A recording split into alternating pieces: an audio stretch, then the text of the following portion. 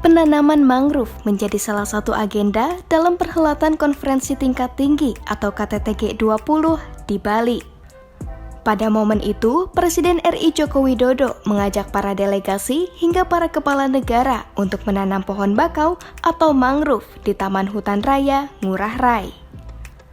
Mangrove adalah tanaman dikotil yang hidup di air payau dan air laut. Tanaman ini merupakan hasil budidaya maupun yang diambil dari alam. Walaupun bukan jenis tanaman yang dilindungi, namun mangrove merupakan tanaman yang banyak dimanfaatkan oleh masyarakat pesisir hingga dimanfaatkan secara komersial. Lantas, apa saja manfaat hutan mangrove?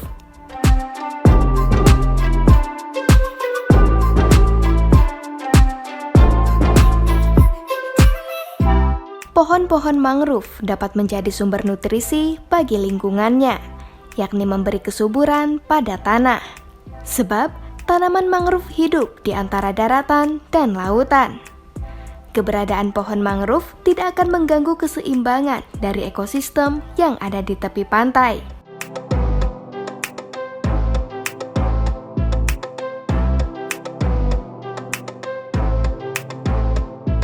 Di sisi lain, hutan mangrove juga menjadi salah satu rantai makanan yang berperan sebagai produsen.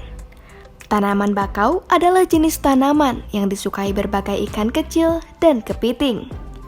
Banyak biota laut dan makhluk hidup yang bergantung pada hutan mangrove.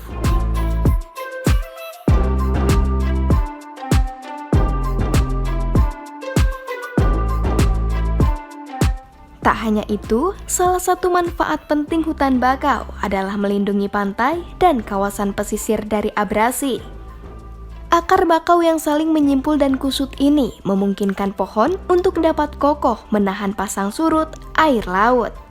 Fungsi mangrove dengan akar penyangganya yang kokoh dapat melindungi kawasan pesisir dari hempasan gelombang pasang air laut.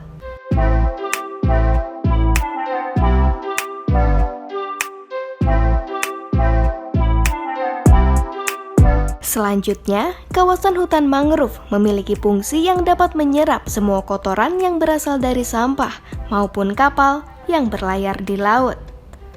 Fungsi hutan mangrove dalam hal ini dapat menyerap logam berbahaya dan membuat kualitas air atau udara menjadi lebih bersih.